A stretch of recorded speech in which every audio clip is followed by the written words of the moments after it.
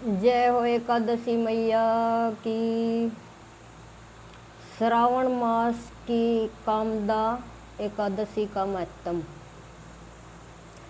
कुंती पुत्र धर्मराज युधिष्ठिर बोले कि हे भगवान, अब आप मुझे श्रावण मास के कृष्ण पक्ष की कामदा एकादशी की सविस्तार कथा सुनाइए।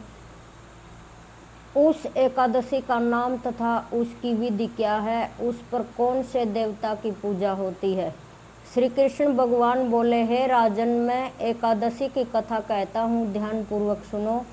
एक समय इस एकादशी की पावन कथा को भीष्म पिता ने लोकहित के लिए नारद जी से कहा था। एक समय नारद जी ने पूछा कि पितामह, आज मेरी श्रावण माह के कृष्ण पक्ष की एकादशी की कथा सुनने की इच्छा है, अतः अब आप मुझे एकादशी की व्रत विधि और कथा सुनाइए।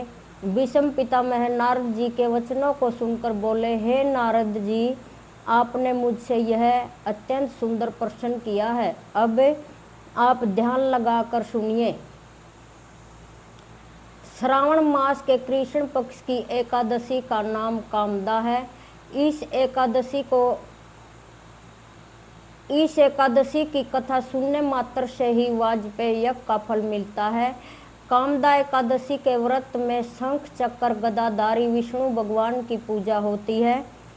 जो मनुष्य इस एकादशी को धूप दीप नैवेद्य आदि से भगवान विष्णु की पूजा करते हैं, उन्हें गंगा स्नान के फल से भी बड़ा फल मिलता है। यही फल सूर्य, चंद्र ग्रहण, केदार और कुरुक्षेत्र में स्नान करने से मिलता है। श्री विष्णु भगवान के पूजन का फल समुद्र और वन सहित पृथ्वी दान करने और सिंह राशि वालों को गोदावरी नदी में स्नान करने के फल से भी अधिक होता है।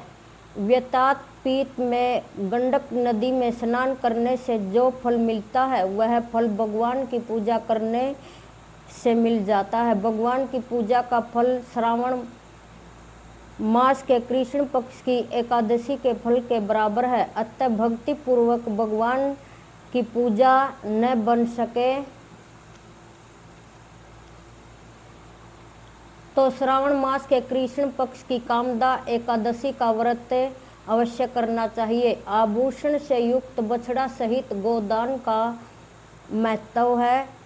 जो फल मिलता है, यह फल कामदा एकादशी के व्रत से मिलता है। जो उत्तम द्विज श्रावण माह के कृष्ण पक्ष की कामदा एकादशी का व्रत करते हैं तथा श्री विष्णु भगवान की पूजा करते हैं, उसे समस्त वेद, नाग, किन्नर, पितृ आदि की पूजा हो जाती है। हे नारद, स्वयं भगवान ने अपने मुख से कहा है कि मनुष्यों को अध्यात्म विद्या से जो फल मिलता है, उसका अधिक फल कामदा एकादशी का व्रत करने से मिल जाता है। इस व्रत के करने से मनुष्य अंतिम समय अनेक दुखों से युक्त यमराज तथा नरक के दर्शन नहीं करता। कामदा एकादशी के व्रत तथा रात्रि के जागरण से मनुष्य को कुयोनि से छुटकारा मिल जाता है, अंत में स्वर्ग लोक को जाता है। जो उत्तम मनुष्य श्रावण माह के कृष्ण पक्ष की कामदा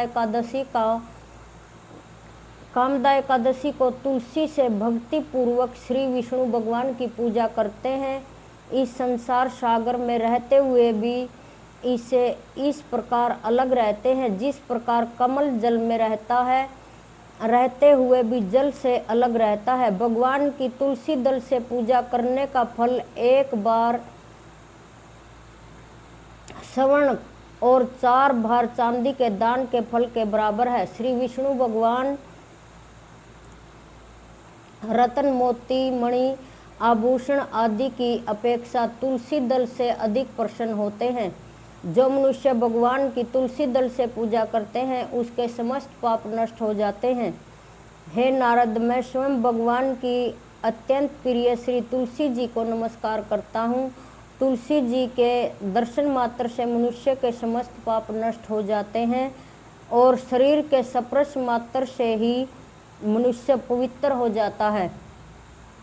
तुलसी जी को जल से स्नान कराने से मनुष्य की समस्त यम यातनाएं नष्ट हो जाती हैं। जो मनुष्य तुलसी